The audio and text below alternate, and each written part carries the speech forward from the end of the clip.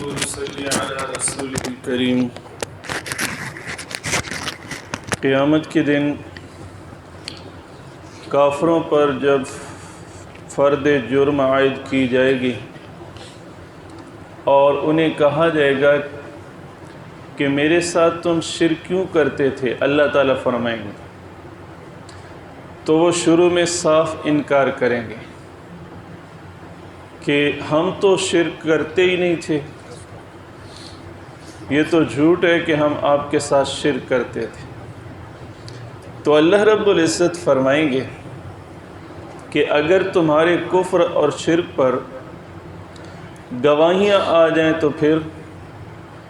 تو وہ ادھر ادھر دیکھیں گے کہ کوئی گواہ آئے ہوئے تو نہیں ہے،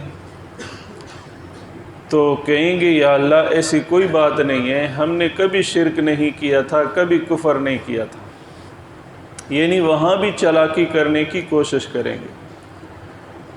تو اللہ رب العزت ان کے خلاف زمین کو حکم دیں گے، جس جس زمین پر انہوں نے کفر کیا، شرک کیا، وہ زمین بولے گی کہ انہوں نے شرک کیا۔ جس دن اور جس وقت میں انہوں نے یہ کام کیے تھے وہ وقت بولیں گے، اور فرشتے بولیں گے کہ یا اللہ ہمارے پاس تو ان کا مکمل ریکارڈ ہے۔ تو کہیں گے یا اللہ یہ جھوٹ بولتے ہیں، ہم نے ایسا کوئی نہیں کیا تھا، اب بھی وہ اپنی بات پہ اڑے رہیں گے۔ تو پھر اللہ تعالیٰ فرمائیں گے اچھا تم باہر کے گواہ نہیں مانتے تو تمہارے اندر سے ہی گواہ بولیں۔ پھر ان کے ہاتھ پاؤں اور اعضاء بولیں گے کہ یا اللہ ہم سے انہوں نے یہ گناہ کیے۔ تو جب وہ اپنے اعضاء کو بولتے ہوئے دیکھیں گے تو کہیں گے لما شہدتم علینا، کہ تم ہمارے خلاف کیوں گواہی دے رہے؟ تو وہ کہیں گے انطقنا اللہ الذی انطق کل شیء، کہ آج ہمیں اس ذات نے قوت گویائی دے دی ہے، بولنے کی طاقت دے دی ہے، جس ذات نے ہر چیز کو بولنے کی طاقت دی۔ تو اس وقت مجبور ہو کے کہیں گے ہاں یا اللہ ہم کرتے تھے ایسا، یعنی ہر اعتبار سے مجبور ہو جائیں گے۔ اللہ تعالیٰ تو عالم الغیب ہے، وہ تو جانتا ہے، اس کے باوجود بھی اللہ رب العزت کسی کو بغیر ثبوت کے مجرم نہیں بنائیں گے، ان کے خلاف ثبوت ہوں گے، گواہ ہوں گے، اور اتنے مضبوط گواہ ہوں گے کہ وہ انکار نہیں کر سکیں۔ جب وہ اپنے جرم کا اعتراف کریں گے تو پھر کہیں گے یا اللہ ہم تو یہ کام نہیں کرتے تھے، ہمیں تو فلاں فلاں آدمی نے اس طرح مائل کیا ہے، اور ہمارے پاس تو آپ کے احکام پہنچے ہی نہیں تھے۔ تو اللہ رب العزت فرمائیں گے کہ میں نے دنیا میں انبیاء بھیجے تھے، انبیاء کے نائبین بھیجے تھے، اپنی کتابیں نازل کی تھیں، تو پھر تم کیسے کہتے ہو کہ ہمارے تک آپ کے احکام نہیں پہنچے؟ تو وہ کہیں گے کہ ہمیں تو کسی نے دعوت نہیں دی، ہمیں تو کسی نے تبلیغ نہیں کی۔ تو اللہ تعالیٰ انبیاء سے پوچھیں گے کہ تم نے ان کو احکام پہنچائے؟ تو وہ کہیں گے یا اللہ ہم نے ان تک احکام پہنچائے ہیں۔ ہر امت کے نبی آئیں گے اور وہ شہادت دیں گے کہ یا اللہ ہم نے ان تک احکام پہنچا دیے تھے، لیکن انہوں نے ضد کی وجہ سے مانا نہیں ہے، یہ تکبر میں آئے ہوئے تھے، ضد میں آئے ہوئے تھے۔ تو اللہ رب العزت فرمائیں گے کہ پھر انبیاء جب کہہ رہے ہیں تو وہ انبیاء کو بھی جھٹلا دیں گے وہاں پر بھی کہ نہیں یہ جھوٹ بولتے ہیں، ہم تک ان کی طرف سے کوئی دعوت نہیں پہنچی۔ تو اللہ تعالیٰ پھر انبیاء علیہ السلام کو کہیں گے کہ تمہارے پاس کیا گواہی ہے کہ تم نے ان تک احکام پہنچائے تھے؟ تو انبیاء علیہ السلام کہیں گے یا اللہ ہمارے گواہ حضرت محمد صلی اللہ علیہ وسلم کی امت کے لوگ ہیں، امت کے لوگ ہیں۔ تو اب وہ کافر کہیں گے کہ یا اللہ ہم جب تھے اس وقت تو وہ تھے ہی نہیں نبی آخر زمان کی امت، تو ان کو ہمارے خلاف گواہ کیسے بنایا جاتا ہے؟ تو پھر نبیوں سے پوچھا جائے گا کہ تم انہیں کیسے گواہ بناتے ہو؟ تو وہ کہیں گے یا اللہ آپ نے جو اپنے نبی صلی اللہ علیہ وسلم پر آخری کتاب قرآن نازل کیا تھا، اس میں اس امت نے ہمارے سارے حالات پڑھ لیے ہیں، تو اس بنا پہ وہ گواہی دیں گے کہ ہم نے ان تک احکام پہنچا دیے تھے۔ تو پھر اللہ تعالیٰ فرمائیں گے ہاں واقعی کہ ان تک یہ حالات پہنچے تھے، یعنی وہاں پر باقاعدہ جرح ہوگی، جیسے عدالت میں کسی پر فرد جرم عائد کرنے سے پہلے جرح ہوتی ہے، اور جب تک جرم کسی کا ثابت نہیں ہوگا اس وقت تک اللہ تعالیٰ کسی کو سزا نہیں دیں گے۔ اس کے بعد وہ کہیں گے کہ ان لوگوں نے ہمیں گمراہ کیا، ان کو دگنا عذاب دے، جو ہمارے سردار تھے، جو بڑے تھے، جنہوں نے کفر کی طرف ہمیں مائل کیا۔ تو اللہ تعالیٰ فرمائیں گے لِكُلٍّ ضِعْفٌ کہ آج تم سب کے لیے دگنا عذاب ہے، آج تابع مطلوب سب اس میں برابر ہو۔ اللہ نے تمہیں عقل شعور دیا تھا، تم نے ان کی اتباع کیوں کی؟ وہ اگر تمہیں گمراہ کر رہے تھے تو تم گمراہ کیوں ہوئے؟ اور اس دن شیطان بھی کہے گا کہ سارے جہنمی جب سامنے ہوں گے تو جہنمی یہ بھی کہیں گے کہ اللہ اس شیطان نے ہمیں گمراہ کیا تھا۔ تو شیطان کہے گا کہ میں نے تم سے ایک وعدہ کیا اور اللہ نے بھی تم سے وعدہ کیا تھا، اور میں نے تو صرف تمہیں بلایا تھا، اور اللہ تعالیٰ کی نعمتیں تم پر تھیں، اللہ نے تم پر کتنے کتنے انعامات کیے، تم نے میرے وعدے پر یقین کر لیا، اللہ کے وعدے پر یقین نہیں کیا۔ تو اس پر وہ کہے گا فَلَا تَلُومُونِي وَلُومُوا أَنفُسَكُمْ کہ آج تم مجھے ملامت نہ کرو، اپنے آپ کو ملامت کرو کہ تم کیسے گمراہ تھے، کہ میں ایک گمراہی کی طرف تمہیں بلا رہا تھا، اور اللہ اور اس کے رسول تمہیں ہدایت اور جنت کی طرف بلا رہے تھے، تم نے ان کی بات تو نہ مانی، میری بات مان کے تم میرے پیچھے چل پڑے ہو۔ تو آج وہ کہے گا کہ میں تمہارے کفر سے بری ہوں۔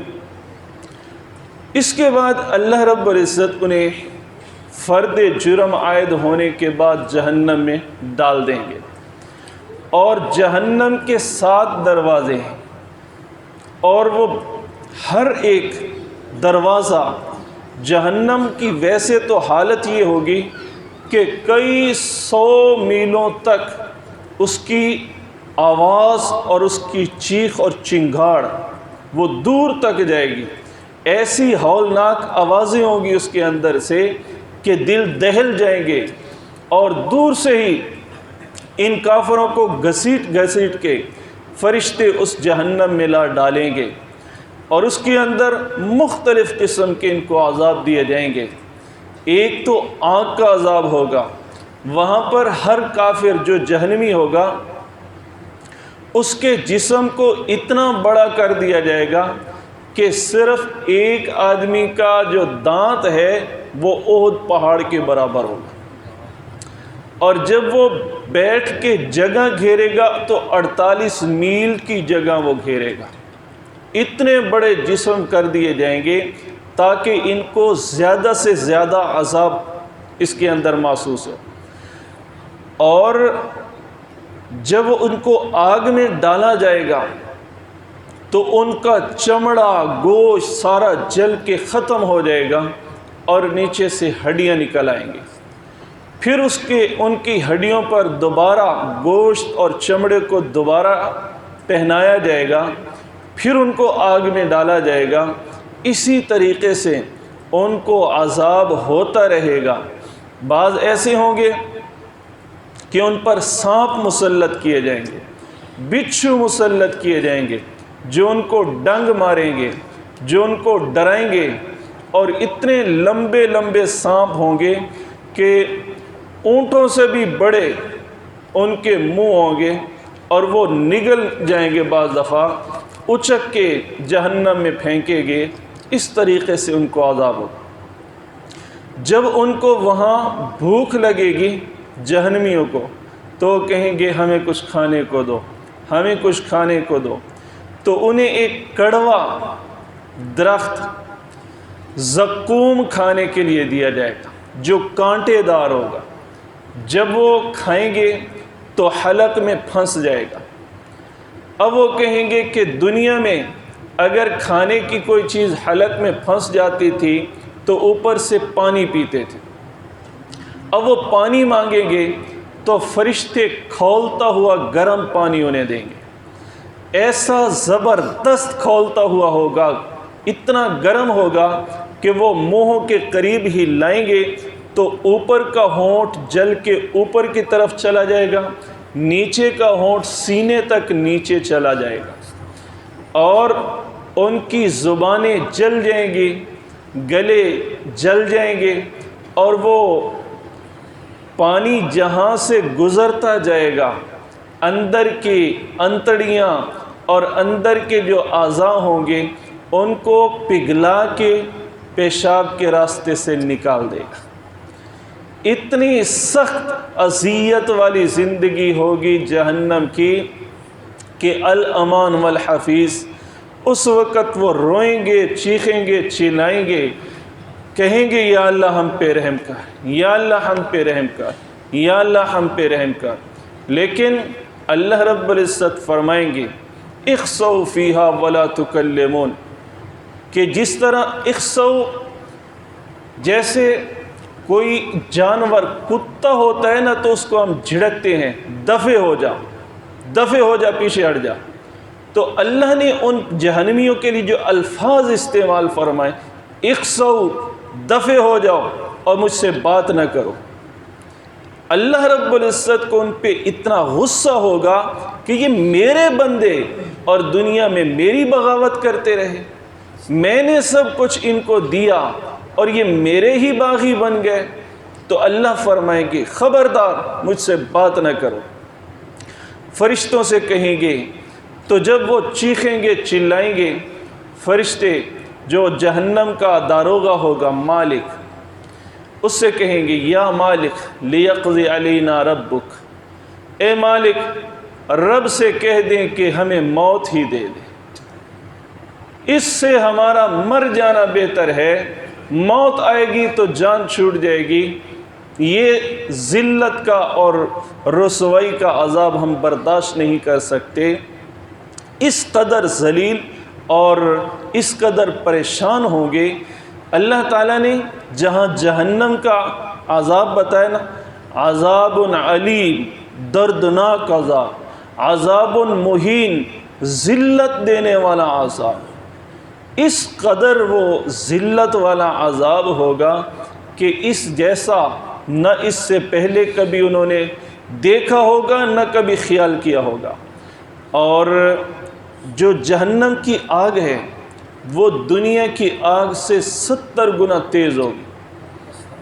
دنیا کی آگ، ایک انگارہ، ایک چھوٹی سی چنگاری ہاتھ کو لگ جائے تو کئی دن تک اس کی جلن ختم نہیں ہوتی، اور وہ تو جہنم کی دہکتی ہوئی آگ۔ حدیث میں آتا ہے کہ شروع میں وہ آگ سفید تھی، پھر 1000 سال اللہ تعالیٰ نے اس کو مزید بھڑکایا، تیز کیا تو وہ سرخ ہو گئے۔ اس کے بعد پھر اللہ تعالیٰ نے مزید 1000 سال اور بھڑکایا تو وہ سیاہ ہو گئی۔ اب اس کا رنگ سیاہ ہے اور وہ سب سے زیادہ طاقتور آگ ہوگی جہنم کی۔ دنیا کے اندر تو ایک نمونے کے طور پر اللہ نے آگ دکھائی ہے، لیکن اصل آگ وہ جہنم والی ہوگی۔ اللہ تعالیٰ اس سے حفاظت فرمائے، اور یہ دعا کرتے رہنا چاہیے، اللہم اجرنا من النار، اے اللہ ہمیں جہنم کی آگ سے بچا لے، اے اللہ ہمیں جہنم کی آگ سے بچا لے۔ حدیث میں آتا ہے کہ جو صبح کے وقت یہ دعا پڑھے اس دن فوت ہو جائے تو اللہ اس کو جہنم سے بچا کے سیدھا جنت میں داخل کریں گے، اور شام کو جو پڑھے تو اس رات فوت ہو جائے تو وہ سیدھا جنت میں ہے۔ مسلمانوں کے بارے میں بھی آتا ہے کہ جو گناہ گار مسلمان ہوں گے ان کا بھی ایک طبقہ ہوگا، اس میں اس کو جہنم کہا ہے، تو ان کو باقیوں سے ذرا ہلکا عذاب ہوگا، لیکن ہوگا وہ بھی عذاب۔ اللہ معاف کرے، عذاب عذاب ہے، چاہے ہلکا ہو یا زیادہ ہے۔ اللہ تعالی ہم سب کو، پوری امت مسلمہ کو جہنم کے عذاب سے بچائے۔ وما علینا الا البلاغ۔